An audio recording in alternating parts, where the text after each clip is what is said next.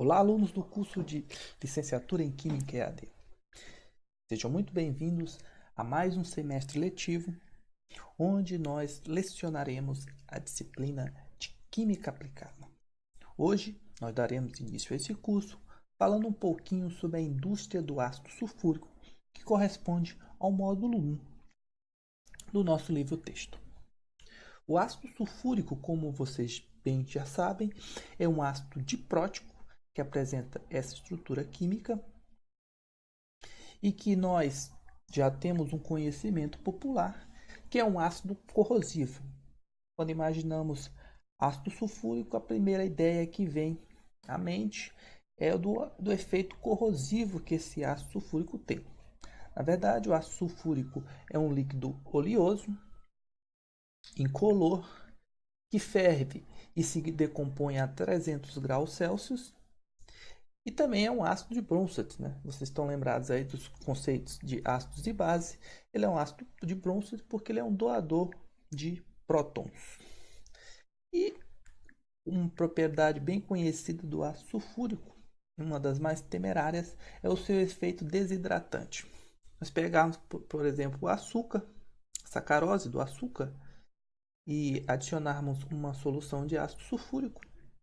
Esse ácido sulfúrico vai transformar esse açúcar em carbono, liberando aí 12 moléculas de água e SO2.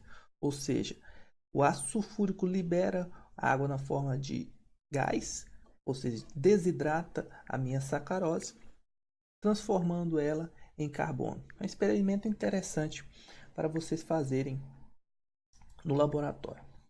Por fim, como propriedades básicas do ácido sulfúrico, nós temos também que ele é um forte agente oxidante, ou seja, ele promove a oxidação de um segundo reagente a partir da sua redução. O ácido sulfúrico é um dos principais componentes de todas as indústrias químicas do mundo e é um dos mais produzidos mundialmente, se não o principal. Para vocês terem uma ideia, só os Estados Unidos produz por ano 4 vezes 10 a 10º quilogramas de ácido sulfúrico. E grande parte dessa produção do ácido sulfúrico, dessa grande produção do ácido sulfúrico, se deve ao seu baixo custo. Como nós veremos mais adiante, nos slides seguintes, o processo de produção do ácido sulfúrico é relativamente simples e, por conta disso, ele tem um baixo custo de produção. Além disso, o ácido sulfúrico é componente principal de diversos produtos do dia a dia, como fertilizantes, na indústria de tintas, na indústria petroquímica também ele é bastante empregado, em detergentes, na produção de detergente, na etapa de sulfonação, produção de papel, celulose e também na indústria de aço, né, de ferro e aço. É fundamental na produção dos fertilizantes, pois ele permite a extração dos nutrientes da rocha de fosfato, que é o principal componente da fabricação desses fertilizantes. E ele é crucial na indústria de celulose porque ele está responsável pelo controle do pH e pela etapa de branqueamento do papel. Mais adiante, quando nós formos falar da indústria de celulose, vocês vão perceber que quanto mais branco o papel, maior o valor agregado a esse papel. E o componente químico responsável pelo branqueamento do papel é o ácido sulfúrico. Ele também é importante na indústria siderúrgica e é responsável pelo acabamento superficial das chapas de aço. No Brasil, nós temos que o ácido sulfúrico ocupa um papel de destaque. Isso porque o Brasil é o sétimo maior produtor de ácido sulfúrico, ficando atrás da China, Estados Unidos. China, por sinal, o maior mercado de produção de ácido sulfúrico, com 25,4% do mercado, ou seja, um quarto do mercado pertence à China, seguido por Estados Unidos, Marrocos, Rússia, Índia, Japão e Brasil. Brasil que tem 3,2% do mercado de produção de ácido sulfúrico.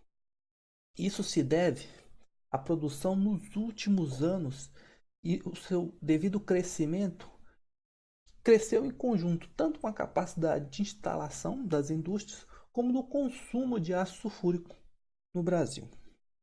Então, devido à necessidade, ou seja, do consumo e do aumento da capacidade instalada para a produção, nós tivemos então um aumento crescente aí da produção de aço sulfúrico nos últimos anos.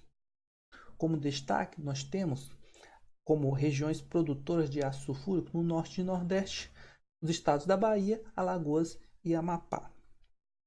E também temos o sudeste, aí com São Paulo, Minas e Goiás como principais regiões produtoras de aço sulfúrico.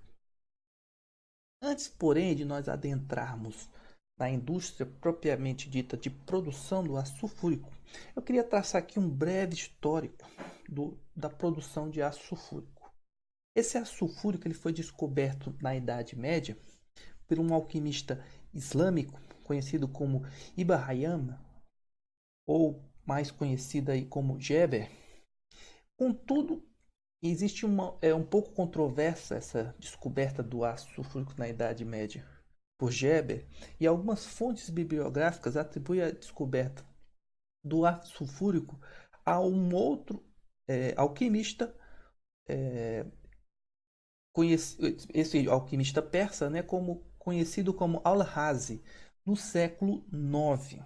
Então, é um produto que já está presente aí na humanidade há bastante tempo.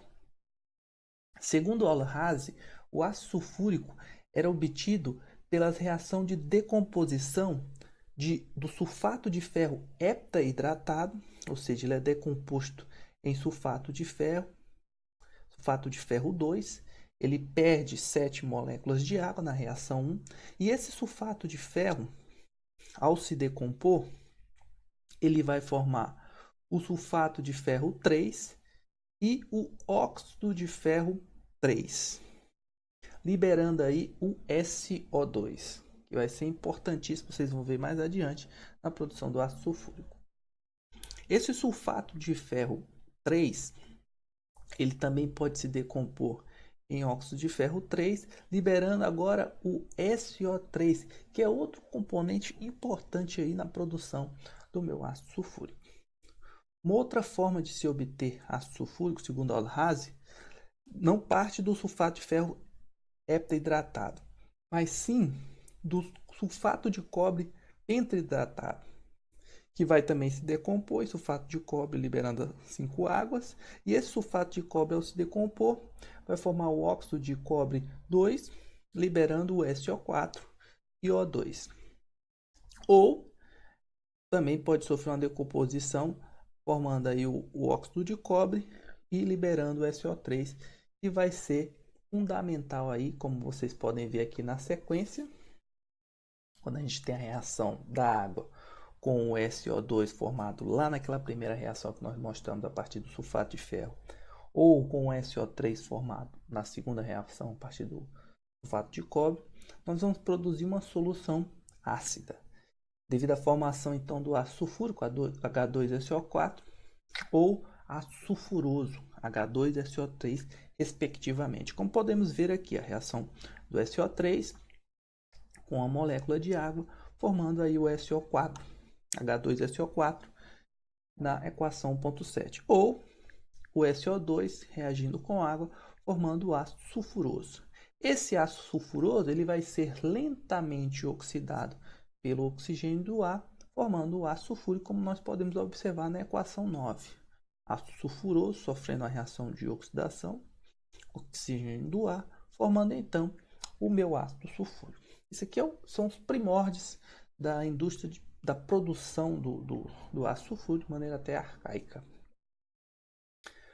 Como o sulfato de ferro heptahidratado e o sulfato de cobre pentahidratado eram conhecidos como vitriolium goslariense e Cooper vitriolium, esse ácido ficou conhecido com o nome de spiritus vitrioli ou licor vitrioli ácidos primos, quando preparado via rota com SO2, ou oleum vitrioli, quando preparado via rota com SO3. Outra rota empregada para a produção de ácido sulfúrico no passado empregava o salitre, que é um sal formado a partir de nitrato de potássio. e foi descoberto aí no século XV por Valentinos.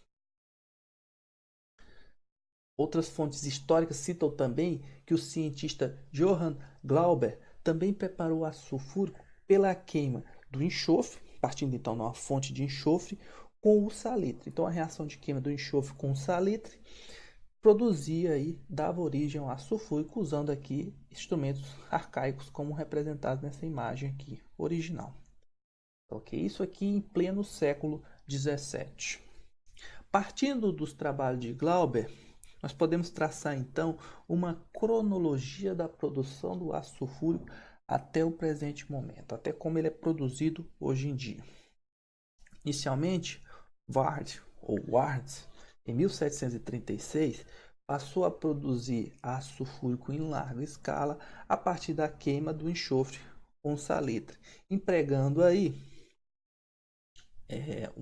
nessa produção em alta escala um aparato industrial semelhante a esse que partia da síntese em vasilhames de vidro. Em 1743, John Lubbock introduziu a câmara de chumbo em substituição a esses aparatos de vidro, e com isso ele conseguiu um teor maior, de 35 a 40% de concentração ou título para esse ácido sulfúrico. Aqui nós temos uma imagem, uma representação de como eram essas câmaras de chumbo onde o ácido sulfúrico era produzido. A partir de então, em todo o século XVIII, Gay-Lussac, famoso Gay-Lussac da físico-química, e John Glover aprimoraram esse processo, chegando a um teor de até 78% de concentração do ácido sulfúrico. Aqui nós temos uma planta industrial empregada por nesse período, né, com esses aprimoramentos propostos por Gay-Lussac, para que aumentassem o teor, a concentração do ácido sulfúrico. Hoje em dia, portanto, no entanto, nós utilizamos o que a gente chama de processo de contato. Na verdade, é o mesmo processo. O princípio do processo é o mesmo que foi usado por Lubbock em 1831, por isso ele foi patenteado nessa época. E aqui nós temos basicamente como funciona a câmara de contato. E a nossa aula de hoje, ela vai se fundamentar nesse processo, na descrição do processo de contato, porque a partir desse processo nós produzimos ácido sulfúrico na atualidade. Esse processo de contato, ele se desenvolveu em conjunto com a indústria de corantes na Europa, isso final do século XIX, início do século XX. Isso porque o processo de contato se tornou importante em virtude da necessidade de se ter mais, da real necessidade de se empregar ácidos concentrados pela indústria de corante na etapa de sulfonação. Consequentemente, nesse período, foram construídas diversas usinas de produção de ácido sulfúrico, que usavam o processo de contato, usando como catalisador a platina, a qual foi substituída em meados dos anos 20 por um composto químico constituído por vanádio. Então, a princípio aqui você já pode observar que é um processo que funciona a partir de uma reação de catálise, já que ela empregava inicialmente platina e em seguida passou a empregar vanádio. Basicamente, esse processo ele envolve 3 etapas. Inicialmente, nós temos a obtenção do dióxido de enxofre, o SO2, a partir de uma fonte de enxofre sólido, reagindo com O2, que pode ser do ar, formando o SO2. Em seguida, nós temos a conversão catalítica, uma reação de catálise aqui, do dióxido de enxofre, o SO2, a trióxido de enxofre, o SO3, ou seja, nós temos o SO2 reagindo aí com meia molécula de O2 gasoso, uma reação catalítica, no caso aqui, usando como catalisador, que é o que empregamos hoje em dia, o pentóxido de vanádio, para formar o SO3. E por fim, nós temos a absorção do trióxido de enxofre, um processo conhecido como absorção, ou seja, o ácido sulfúrico já formado, ou que é adicionado ao processo reage com o meu SO3 formado na forma de gás para formar o H2S2O7. Esse H2S2O7 vai reagir então com molécula de água para formar o ácido sulfúrico concentrado. E esse processo é conhecido como processo de adsorção. A partir de agora, nós começaremos a explicar melhor todas essas etapas. Mas, primeiramente, eu gostaria de mostrar para vocês uma planta, de certa forma resumida, da produção de ácido sulfúrico a partir do processo de contato. Destacando aqui as etapas que nós mencionamos anteriormente. Produção do SO2, processo de absorção, conversão do SO2 em SO3 e as torres de absorção, onde nós temos a produção do ácido sulfúrico concentrado. É óbvio que existem outras etapas aqui e nós apresentaremos, na medida do possível, algumas dessas etapas para que vocês tenham uma ideia genérica aí de todo o processo. Na etapa 1, por exemplo, o enxofre é recebido e armazenado na forma líquida. Posteriormente, ele é transferido por meio de bombas do tanque de armazenamento para uma fornalha onde ele é nebulizado. Nessa etapa aqui, então, nós temos o queimador de enxofre, já que para produzir o SO2 nós temos que queimar o enxofre com o O2, como foi mencionado anteriormente. O excesso de calor de combustão do enxofre é usado para produzir o vapor necessário para a própria fusão do enxofre e para outras etapas do processo. Ou seja, esse vapor aqui, que é gerado, o excesso dele, é armazenado aqui numa caldeira de calor e reempregado, recirculado no sistema para queimar o enxofre ou nas outras etapas que nós vamos ver mais adiante. Em geral, a porcentagem de SO2 liberado pela queima do enxofre está próxima de 9%, podendo ser aumentada conforme a necessidade da minha planta de produção. O SO2 ele também pode ser obtido a partir do sulfeto de ferro 2, mais conhecido como pirita ou FeS, e a partir de sulfatos ou resíduos de tratamentos diversos com ácidos sulfúricos, os chamados acid sludges ou lamas ácidas, né? A gente tem aqui uma foto do minério pirita, que é muito empregado também na produção de ácido sulfúrico. Contudo, quando se queimam sulfetos, é necessário acrescentar coletores eficientes de poeira, resfriadores, torres de depuração, além de precipitadores de névoas ácidas. Isso porque, quando você trabalha não com enxofre puro, mas com compostos de pureza relativa, como sulfetos, como a pirita, por exemplo, ou então aquelas lamas ácidas, você introduz no processo contaminantes.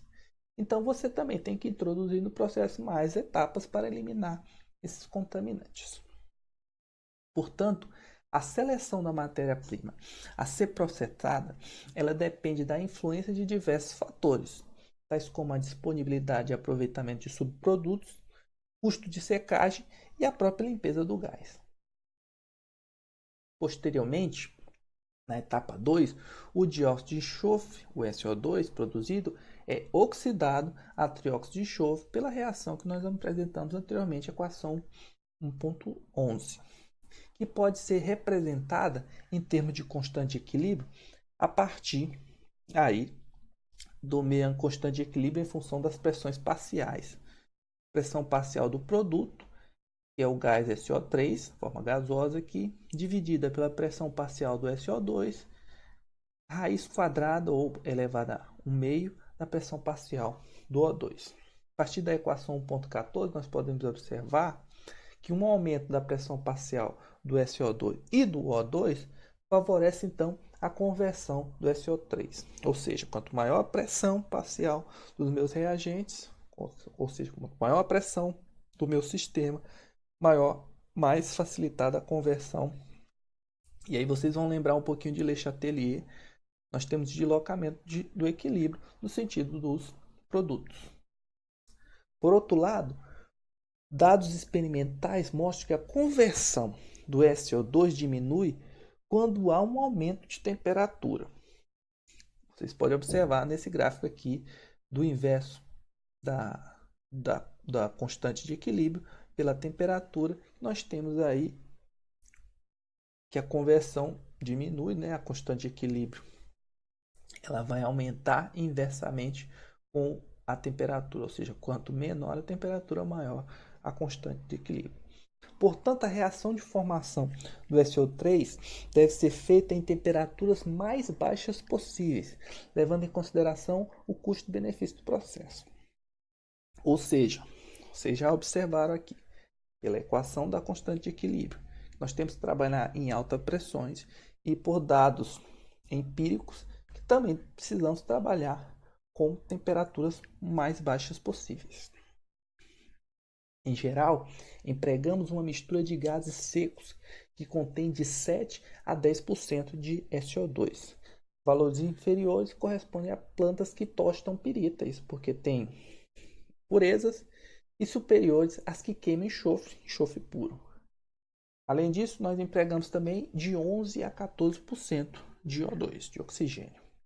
Estes gases eles são então pré-aquecidos e após depuração passam por conversores de passos múltiplos, em que a conversão global se torna muito elevada, próximo a 98%. Esse conversor, nós vamos ver no slide seguinte em destaque, que é onde o SO2 é convertido em SO3 pela reação catalítica. Contudo, para se obter uma conversão elevada, é preciso abaixar a temperatura sucessivamente entre os estágios do conversor. No conversor de 4 etapas, que é o conversor típico para a produção de ácido sulfúrico, cada estágio apresenta quantidades distintas de catalisador. Como vocês podem observar aqui na figura 1.5 de um típico conversor aqui da empresa Monsanto, tá ok? Onde A representa um catalisador de vanádio, B o visor e Q o suporte de quartzo. No primeiro então estágio nós temos que uma composição de 19% de catalisador e uma conversão aí em torno de 56%. No segundo estágio, nós temos 25% de catalisador e uma conversão em torno de 87%.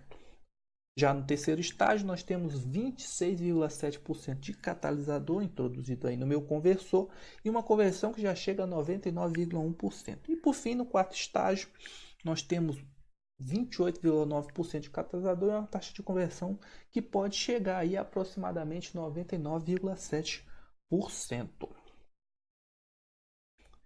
Interessante, fiquem de olho que, como eu mencionei anteriormente, o custo de produção do ácido sulfúrico é baixo, mas para produzir, por exemplo, 1 tonelada de ácido sulfúrico, nós precisamos de 30 kg de enxofre, 27 metros cúbicos de água, 10 kW de energia elétrica, de eletricidade, 1 tonelada de vapor, 0,18 homens-hora, que é a custo aí de mão de obra, e toda essa produção de 1 tonelada corresponde a 5% do capital usado na produção dessa 1 tonelada. Ou seja, embora seja um processo que tem um custo baixo, ele demanda e tem o seu custo, né? Mas que quando nós temos uma planta otimizada e um processo controlado, é possível se obter ácido sulfúrico com elevada pureza de forma relativamente barata. Para isso, diversos catalisadores, para se alcançar essa elevada pureza, diversos catalisadores têm sido preparados e utilizados na fabricação do ácido sulfúrico. E os mais conhecidos são baseados em metais de transição, tais como o vanádio. Um catalisador típico é constituído de terra de atomácia impregnada com 3 a 7% de pentóxico de vanádio. Isso hoje em dia, porque como eu mencionei alguns slides atrás, antigamente nós empregávamos platina. Só que vocês sabem que a platina é um metal nobre muito caro. Isso encarecia muito o processo de produção do ácido sulfúrico. Por isso, hoje em dia nós empregamos aí o vanádio. Sendo que a vida útil desse catalisador de vanádio é de 5 a 6 anos. Ele é comercializado atualmente por indústrias como a Monsanto, a American Cyanamid e a Stauffer Chemical. São mundialmente conhecidas aí, principalmente pela produção de catalisadores. Por fim, na etapa 3, o SO3 formado na etapa 2, que é a etapa de conversão, sofre absorção com água ou com solução de ácido sulfúrico, com a formação aí do ácido sulfúrico concentrado 98 a 99%, que é o que vocês estão acostumados a ver no rótulo dos reagentes aí no laboratório, né, que corresponde ao título do meu ácido sulfúrico. Isso aí dá em torno de 18 molar, tá ok?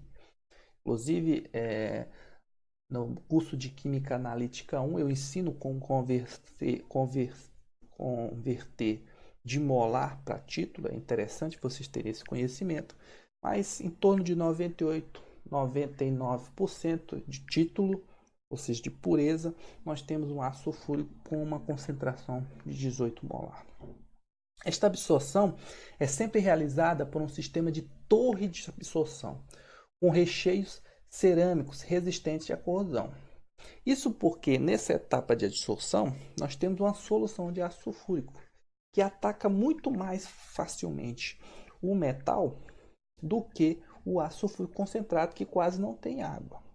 Tá, ok? Por isso que nessa etapa nós precisamos aí de recheios cerâmicos nessa torre de absorção, como nós podemos observar aqui em azul, a representação dela está presente lá naquele nosso fluxograma completo.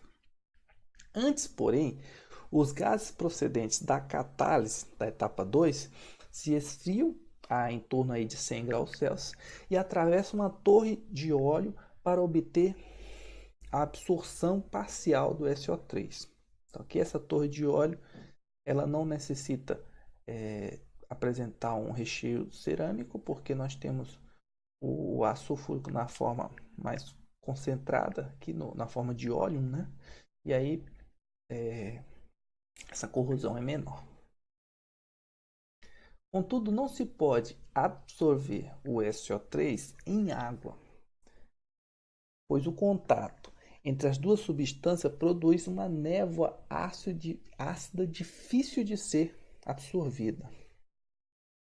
Além disso, o ácido sulfúrico com concentração de 98 a 99% é o agente mais eficiente para a absorção do SO3. Ou seja, apesar de nós termos mencionado anteriormente que eu posso fazer essa absorção tanto em água como em ácido sulfúrico, na prática, na indústria de produção de ácido sulfúrico, nós empregamos o próprio ácido sulfúrico concentrado para absorver o SO3. Gradualmente, o processo de contato foi sendo modificado para usar dupla absorção ou dupla catálise. Ou seja, nós temos duas etapas de absorção ou duas etapas de catálise. Para quê? Para que as emissões de SO2 fossem reduzidas e ocorresse um maior aumento de rendimento da produção do meu ácido sulfúrico. Os gases não absorvidos são descarregados na atmosfera por meio de uma chaminé adaptada com um eliminador de névoa do tipo Brink, representado aqui na imagem, que é feito com fibra de vidro e que é empregado aí para eliminar tanto poeira quanto depurar os gases que afetam o meio ambiente. Bem, essa então foi a representação aí genérica da produção do ácido sulfúrico, como é feita hoje. A gente teve um histórico também muito importante, tá bom? Maiores informações vocês podem consultar as nossas referências bibliográficas complementares, com destaque aí para o livro do Shiriv. Então, que por sinal foi o livro que eu empreguei na minha graduação em Química Industrial, quando eu trabalhei com tecnologia química inorgânica. No caso aqui, a indústria de ácido sulfúrico é uma tecnologia química inorgânica, mas como nós estamos no curso de licenciatura, nós queremos apenas ter uma ideia básica, genérica da produção do ácido sulfúrico. Com uma atividade online de nível 1 Nós temos aí a atividade da página 18, atividade 1, tá ok? Questão 1, que deve ser entregue impreterivelmente até as 23 horas e 55 minutos do dia 3 de abril de 2018.